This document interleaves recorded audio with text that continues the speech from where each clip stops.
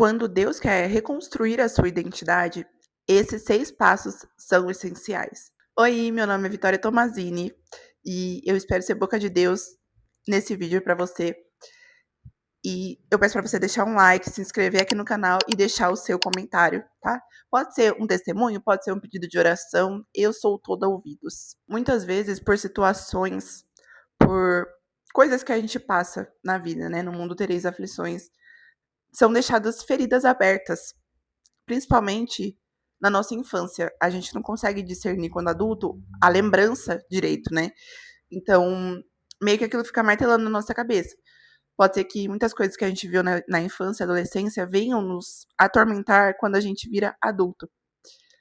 E foi uma das coisas que eu aprendi na terapia, né? O diabo usa exatamente isso para ferir a nossa identidade, para apontar o nosso passado na nossa cara, para falar que a gente é o que o nosso passado diz que a gente é, a gente nós somos definidos pelos erros do nosso passado, nós somos definidos pelas coisas ruins que fizeram com a gente, mas Deus nos mostra que não. Ele quer reconstruir esse muro, ele quer reconstruir essa identidade, né? Ele quer que a nossa identidade esteja firmada nele e não naquilo que outras pessoas ou até o diabo venha falar, né?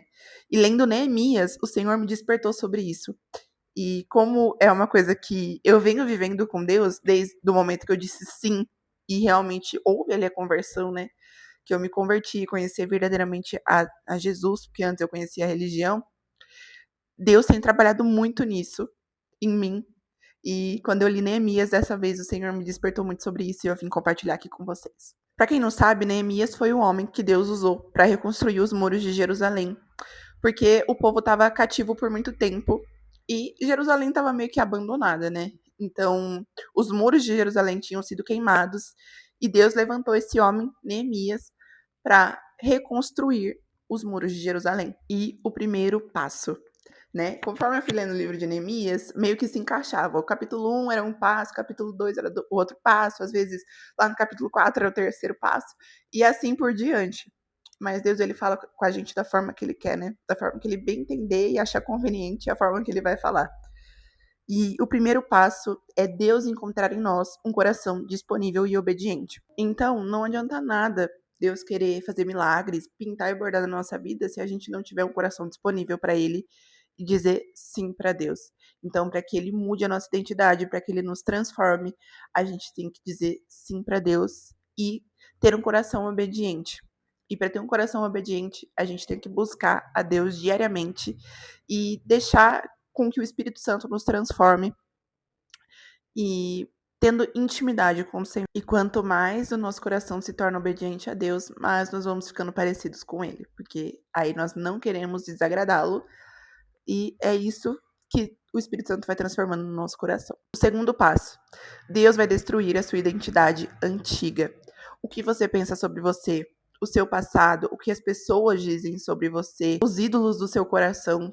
Deus vai destruindo tudo isso para que você volte realmente à sua primeira e única essência. Gente, meu celular tá dando armazenamento cheio toda hora. Vamos orar aqui para que Deus estenda, né, esse armazenamento e eu consiga terminar de gravar. Mas o terceiro passo, Deus vai reconstruir a identidade, os muros, né, da forma dele, usando a madeira de melhor qualidade. Ele vai restaurar a sua identidade de filha, de filho, amado, amada, cuidado, cuidada, e vai mostrar os pensamentos dele sobre você e te levar até o seu verdadeiro propósito. Ele queima o seu passado e te restaura para o seu futuro. É claro que o nosso passado é importante para a pessoa que nós somos hoje. Porque se não fosse o nosso passado, a gente não teria aprendido, a gente não teria uma carga, uma bagagem de maturidade para estar onde a gente está hoje. E Deus usa justamente o nosso passado para isso.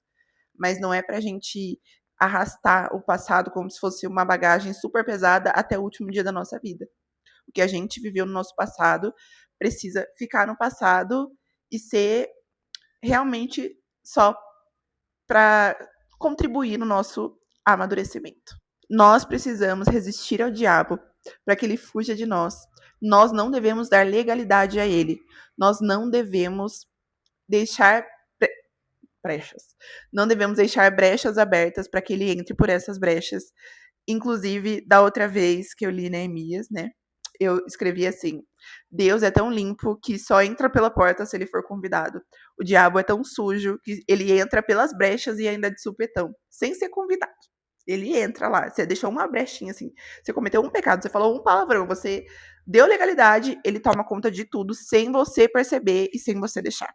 Então a gente não tem que dar legalidade a ele, tem que fechar todas as brechas, tem que viver em santidade, para que a nossa identidade esteja realmente firmada em Cristo. Quarto passo: Deus vai transformar seus gostos, prioridades e atitudes.